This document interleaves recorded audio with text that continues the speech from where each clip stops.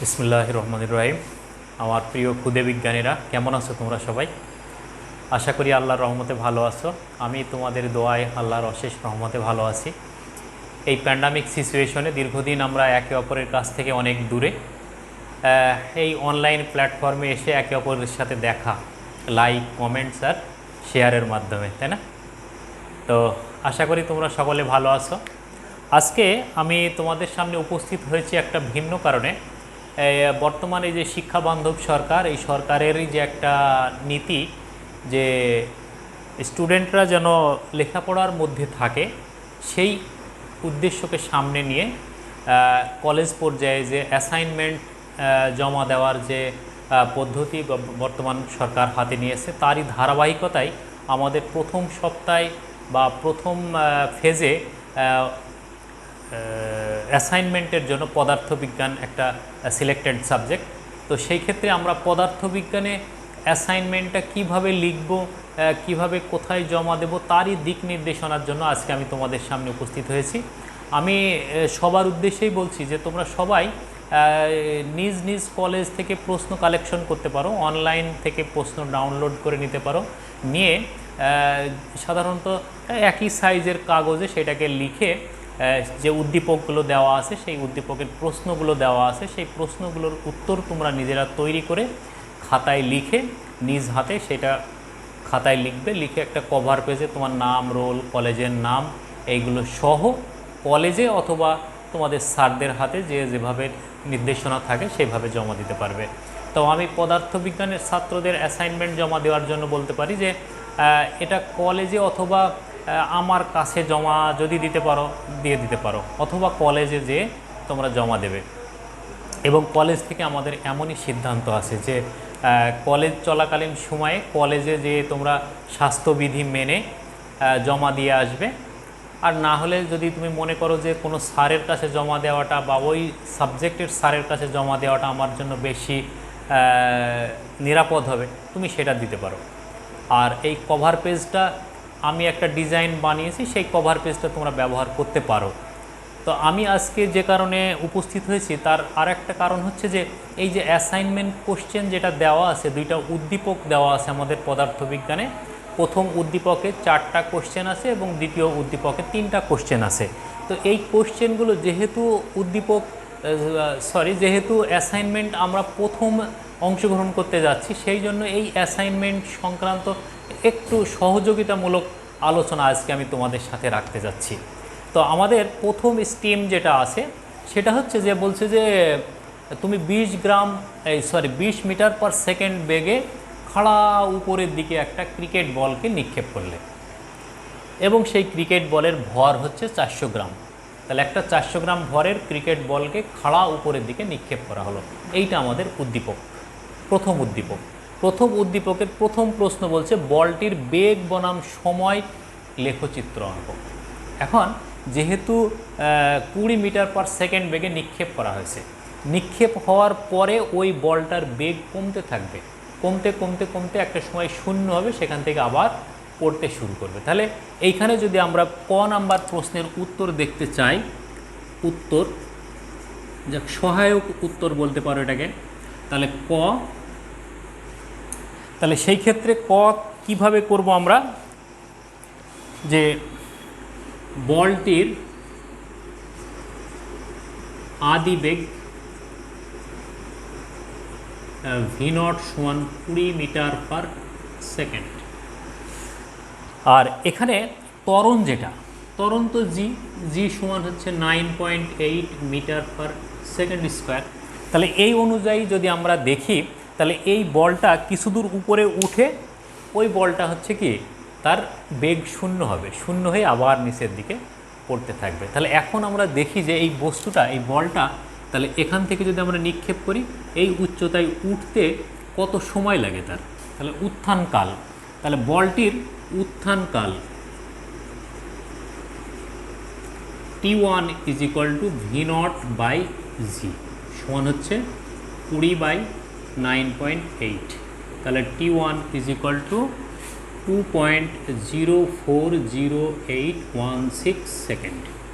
এটা তাহলে এই সময় ধরে সে উপরের দিকে উঠবে, উঠে ওইখানে কি হবে, বেগ শূন্য হবে। ওই শূন্য হওয়ার পরে সে আবার নামতে শুরু করবে। তাহলে যখন নামতে শুরু করবে তখন তার বেগ আবার বৃদ্ধি পেতে থাকবে। তাহলে তার উত্থানকাল এবং পতনকাল যেহেতু সমান এবং উপরের দিকে উঠার জন্য তার বেগের রাশিমালা হচ্ছে কত, V is equal to V naught minus G T. তাহলে উপরে উঠার জন্য এইটা উত্থানকালের জন্য, নামার জন্য ভি নট জিরো জিটি। তাহলে এখন এইটার লেখচিত্র কেমন হবে? এই দিকে হচ্ছে সময় আর এদিকে হলো বেগ, তাহলে ভি, এদিকে হচ্ছে টি। তাহলে আমরা গ্রাফ অঙ্কন করছি, তাহলে কি বেগ বনাম উড্ডয়নকাল মানে কি উঠা থেকে নামা পর্যন্ত যে সময়টা, সেই সময়টার লেখচিত্র অঙ্কন করছি। তাহলে এখন যদি আমরা এইটাকে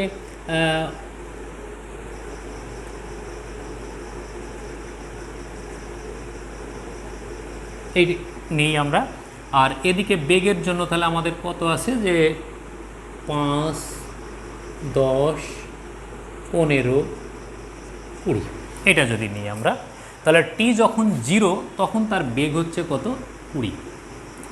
আবার টি যখন 2.040816 সেকেন্ড যখন, অর্থাৎ এই জায়গাটায়, তখন কিন্তু এই বেগের মান কত, 0।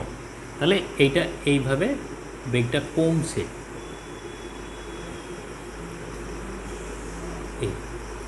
এই বিন্দুতে এসে তাহলে কি হবে, তার মানে এখান থেকে এই দিকে গেল, এখানে যে ভি ইজ ইকুয়াল টু 0, তারপর আবার বস্তুটা যখন নামতে থাকবে তখন সময়ের সাথে কি হবে, বেগ বৃদ্ধি পেতে থাকবে। তাহলে এই উত্থানকালে থেকে আবার যখন সে আরও বৃদ্ধি পেতে থাকবে, তাহলে এই পর্যন্ত যদি আমরা দেখি 4 সেকেন্ড, তাহলে এর পরের বেগটা এরকমভাবে বৃদ্ধি পেতে থাকবে।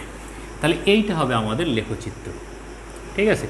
এই পর্যন্ত 4.02 সেকেন্ড, তার মানে এর দ্বিগুণ সময় যেটা, সেইটা হবে উড্ডয়নকাল। এইটা হবে আমাদের তার লেখচিত্র, ঠিক আছে। ক নাম্বার প্রশ্নের উত্তর হচ্ছে আমাদের এইটা লেখচিত্র।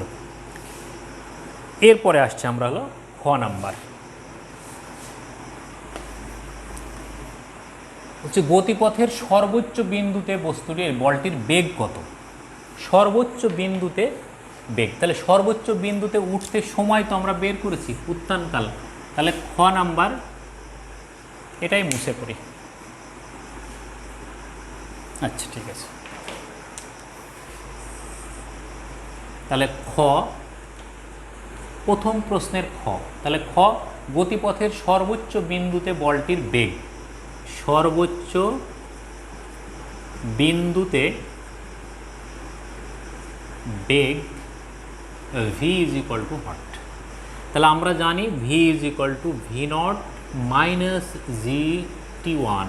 তাহলে ভি নট সমান হচ্ছে কত, 20 মিটার পার সেকেন্ড, আর জি সমান হলো 9.8 metre per second square, T one এইটা হলো আমাদের উত্থানকাল, এই যে উত্থানকাল। তাহলে 2.040816 সেকেন্ড। তাহলে এই মানগুলো যদি আমরা এখানে বসাই, তাহলে ভি ইজ ইকুয়াল টু কত হবে, 20 মাইনাস 9.8 ইন্টু 2.040816, এটা সমান হচ্ছে 0। তাহলে সর্বোচ্চ বিন্দুতে বেগ 0, ঠিক আছে। খুব সহজ একটা প্রশ্নের উত্তর এটা। তাহলে খুব সর্বোচ্চ বিন্দুতে এর বেগ হচ্ছে কত, 0। তাহলে ওখান থেকে আবার পতন শুরু হবে, আমাদের তৃতীয় প্রশ্ন, ওই বিন্দুতে ত্বরণ কত। তাহলে ওই বিন্দুর বেগ আমরা পেয়ে গেছি,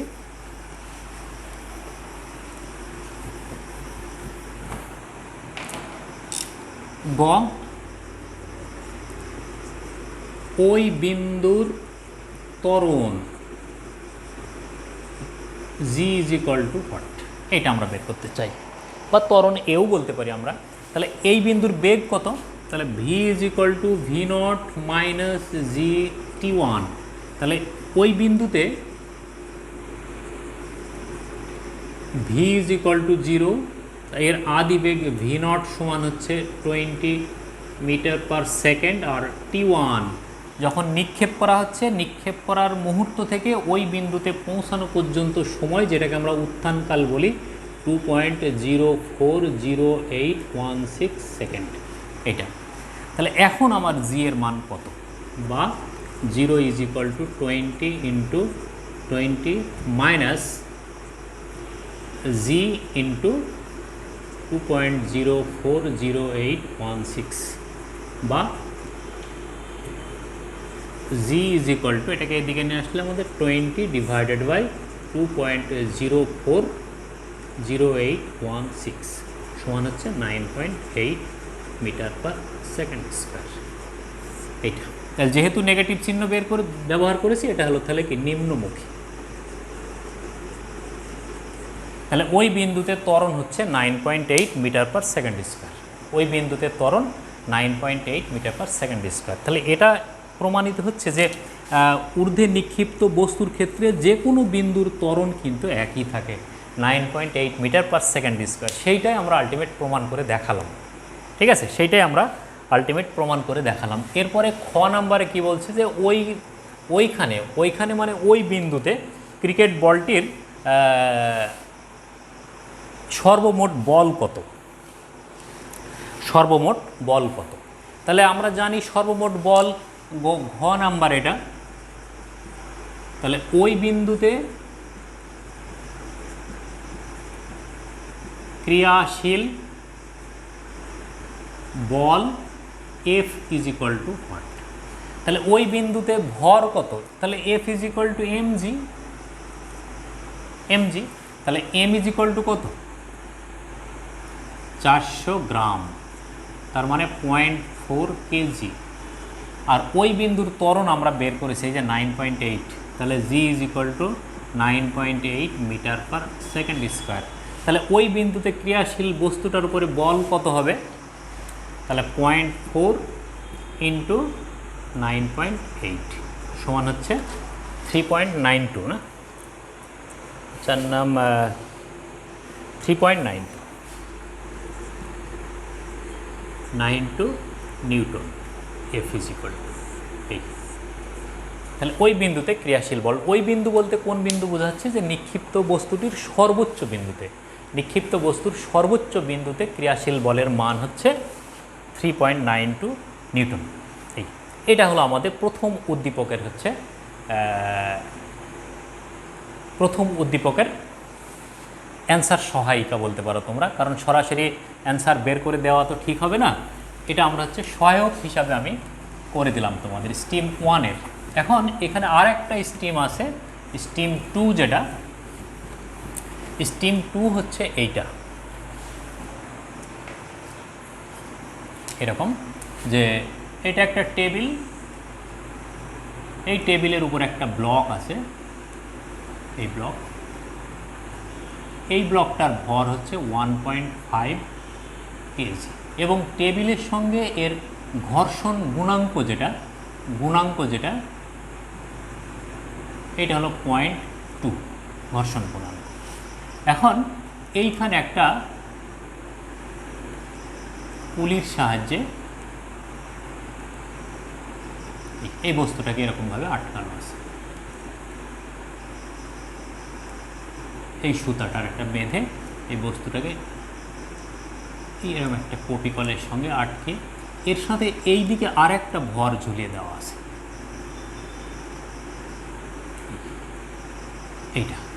এটা হলো 2 কেজি ভরের বস্তু, 2 কেজি। তাহলে এই 2 কেজি ভরের বস্তু এইটা আর এখানে, তাহলে এইটা একটা কপিকল বা একটা হুইলের সঙ্গে এইদিকে আটকানো আছে, এটা একটা টেবিল। এখন এই অবস্থায় এইটা হলো অপ্রসরণশীল একটা সুতা। তাহলে এখন এর প্রশ্নগুলো সেটা হচ্ছে যে প্রশ্ন নাম্বার 1 নম্বর প্রশ্ন বলছে ভরদ্বয়ের ত্বরণ কত। এখানে আমরা যদি লিখি, এইটা হলো উদ্দীপক, এটার ক নাম্বার প্রশ্ন হচ্ছে ভরদ্বয়ের ত্বরণ কত। খ নাম্বার প্রশ্নে বলছে যে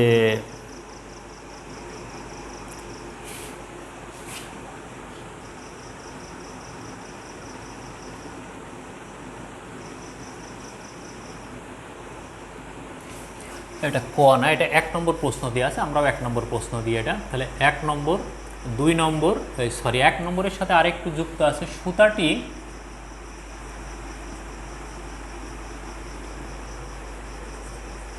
অপ্রসরণশীল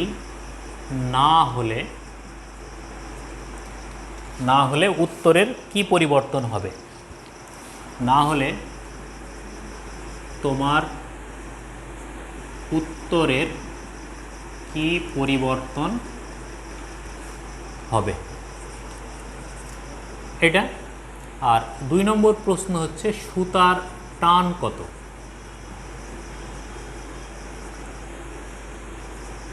সুতার টান কত? আর 3 নম্বর প্রশ্ন হলো, 3 নম্বর প্রশ্নটা হচ্ছে 2 কেজি ভরের সরণ বনাম সময় লেখচিত্র অঙ্কন করো।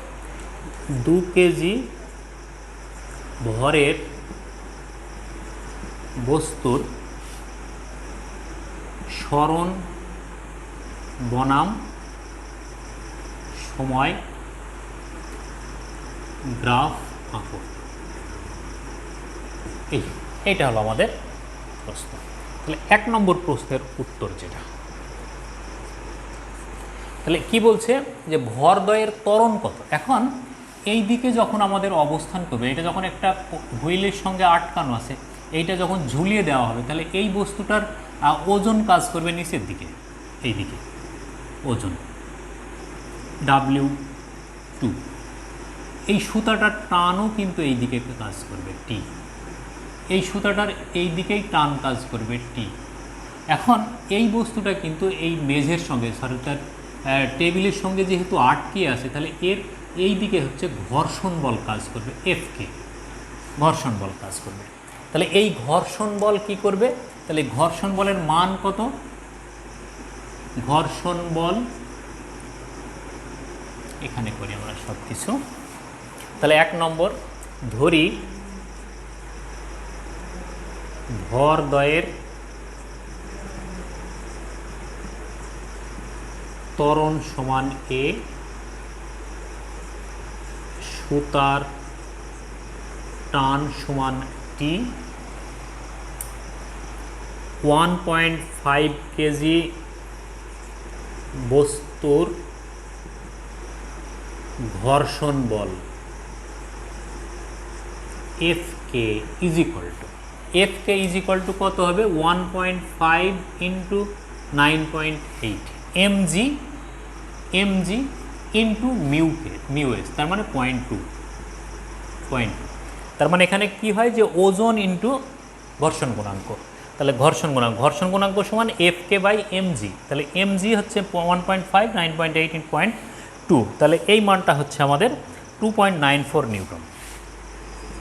2.94 নিউটন। তাহলে এই অবস্থায় থাকলো। এই বস্তুটার ওজন কত হচ্ছে তাহলে আমাদের? W2, 2 কেজির ওজন, 2 কেজি বস্তুর ওজন W2 ইজ ইকুয়াল টু তাহলে কত হচ্ছে? 2 ইন্টু 9.8 সমান 19.6 নিউটন। এই তাহলে এখন যদি আমরা সমীকরণটা লিখতে যাই, তাহলে 2 কেজি, আমরা ক নাম্বার 1 নম্বর প্রশ্নের উত্তরই দিচ্ছি, কিন্তু 2 কেজি ভরের জন্য, তাহলে 2 কেজি ভরের জন্য কি হবে? যে তার টানও এই দিকে, ওজনও এই দিকে। তাহলে এই ক্ষেত্রে আমরা কিভাবে লিখতে পারি সমীকরণটা? যে তার নিচের দিকে টান W2, তাহলে আপেক্ষিকতার সূত্র অনুসারে এইটা আপেক্ষিক টান, এইটা সমান হবে তাহলে কত? 2 ইন্টু A, তার মানে MA। W2 minus T is equal two 2A। এখন W2 সমান তাহলে কত আমাদের? 19.6। তাহলে এখান থেকে আমরা T ইজ ইকুয়াল টু কী লিখতে পারি? T ইজ ইকুয়াল টু, এটা হলো 19.6 মাইনাস 2A। এটা হলো 1 নম্বর সমীকরণ আমাদের। ঠিক আছে, 1 নম্বর সমীকরণ, 1 নম্বর প্রশ্নের উত্তর লিখছি আমরা 1 নম্বর সমীকরণ। এবার এই 2 কেজি গেল, 1.5 কেজির জন্য কি হবে? 1.5 কেজি ভরের জন্য তাহলে এটার টান এই দিকে, এটার টান এই দিকে, তাহলে এটার জন্য কি হবে, এটাকে টেনে আনতে হচ্ছে, তাহলে এটা বিপরীতমুখী হয়ে যাচ্ছে। তাহলে এখন আমরা কি করব যে টি মাইনাস এফকে ইজ ইকুয়াল টু এটারও এম এ, তাহলে এম এ মানে 1.5 ইন্টু এ। তাহলে সুতা তো একই টানে আছে, তাহলে এটার সুতার টানও এই দিকে কাজ করছে। এটা আমরা আপেক্ষিক দ্বারা লিখলাম, এটা আমরা ঘর্ষণ বলের জন্য লিখছি। তাহলে এই দিকে হচ্ছে প্রযুক্ত বল বা সুতার টান, কিন্তু বস্তুটা টেবিলের সঙ্গে লেগে আছে, ঘর্ষণ হয়ে আছে, মানে ঘর্ষণ বোঝাচ্ছে। তাহলে বিপরীতমুখী মাইনাস এফকে ইজ ইকুয়াল টু এই দুটার বিয়োগফল যেটা, সেইটা হলো এই বস্তুটার গতিশীল বল। গতিশীল বল কত, এম এ, তাহলে এম হচ্ছে 1.5 ইন্টু এ, তাহলে T is equal to 1.5 A plus এফকের মান হচ্ছে আমাদের 2.94। এটা হলো 2 নম্বর সমীকরণ। তাহলে 1 নম্বর সমান 2 নম্বর, 1 নম্বর সমান 2 নম্বর থেকে হয়। তাহলে 1 নম্বর সমান 2 নম্বর যদি হয়, তাহলে আমাদের সমীকরণ দাঁড়াচ্ছে কি, যে 1.5 A plus 2.94 is equal to 19 minus 2a। তাহলে এইদিকে নিয়ে আসলাম, তাহলে 3.5 এ ইজ ইকুয়াল টু, এটা যদি ওদিকে নিয়ে যায় তাহলে 19.6 মাইনাস 2.94, তাহলে এ ইজ ইকুয়াল টু 16 পয়েন্ট কত হচ্ছে,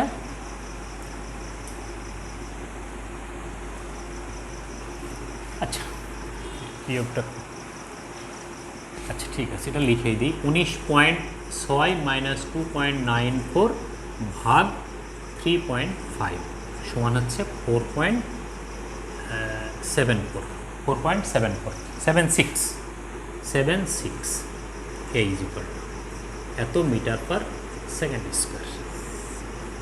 এখন দুইটা বস্তুর ত্বরণ একই রকম কেন হচ্ছে, কারণ এইটা যেভাবে নিচের দিকে নামবে এটা ঠিক সেইভাবেই এখানে গড়িয়ে আসবে, এই জন্য দুইটা বস্তুর ত্বরণ একই। 1 নম্বর প্রশ্নের উত্তর, ভরদ্বয়ের ত্বরণ কত। এখন সুতাটি যদি অপ্রসরণশীল না হয় তাহলে কি হবে, সুতাটি যদি অপ্রসরণশীল না হয় তাহলে সুতাটার প্রসারণের জন্য কিছু পরিমাণ বল ব্যয় হবে আমাদের, তার মানে সুতাটা প্রসারিত হওয়ার জন্য একটা বল ব্যয় হবে, তখন ত্বরণের মান কমে যাবে। ঠিক আছে, তখন ত্বরণের মান কমে যাবে। আচ্ছা, তাহলে 2 নম্বর প্রশ্নটা দেখি আমরা, এটা গেল 1 নম্বর উত্তর।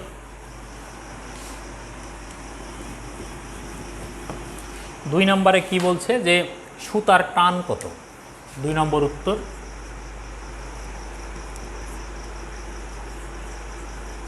সুতার টান টি ইজ ইকুয়াল টু হোয়াট। তাহলে ওই যে 1 নম্বর সমীকরণ যেটা পেয়েছিলাম আমরা, 1 নম্বর প্রশ্নের উত্তরের 1 নম্বর সমীকরণ, 1 নম্বর থেকে, তাহলে টি ইজ ইকুয়াল টু কত পেয়েছিলাম যেন আমরা 1 নম্বর সমীকরণ, 1 নম্বর সমীকরণটা ছিল আমাদের T is equal to 19.6 minus 2a, A সমান তাহলে 4.74, তাহলে টি ইজ ইকুয়াল টু দাঁড়াচ্ছে কত আমাদের হিসাব করলে, টি এর মান পাচ্ছে আমরা 10.08, 10.08 এত নিউটন। এইটা হলো আমাদের সুতার টান। ঠিক আছে, এখন হচ্ছে আমাদের 3 নম্বর প্রশ্ন, যেটা 3 নম্বর বলছে 2 কেজি ভরের সাথে সরণ বনাম সময় গ্রাফ আঁকো। এই গ্রাফটা আসলে দুইভাবে অঙ্কন করা যায়, যে সরণটাকে যদি আমরা উচ্চতা ধরি তাহলে এক ধরনের গ্রাফ অঙ্কন করা যাবে, আর এইটা কতটুকু নিচে নেমে আসছে এই বিন্দুকে যদি আমরা 0 বিন্দু ধরি তাহলে একরকম গ্রাফ অঙ্কন করা যাবে। তাহলে এখানে সরণ বলতে আসলে যদি উচ্চতার সাপেক্ষে আঁকি তাহলে কি হবে, তোমার ভূমি থেকে উচ্চতা কমে যাবে, কিন্তু যদি উপর থেকে নিচের দিকে আমরা সরণ ভাবি তাহলে তার দৈর্ঘ্যের মান বাড়তে থাকবে। তাহলে এই ক্ষেত্রে আমরা কি করতে পারি, এই সমীকরণটার ক্ষেত্রে,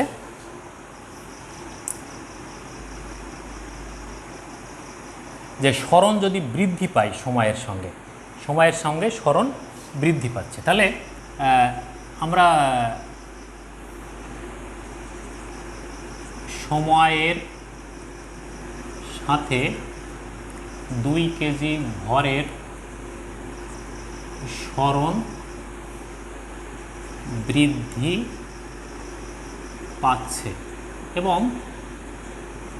নিচের দিকে নেমে আসছে। 2 কেজি এর স্থির অবস্থানকে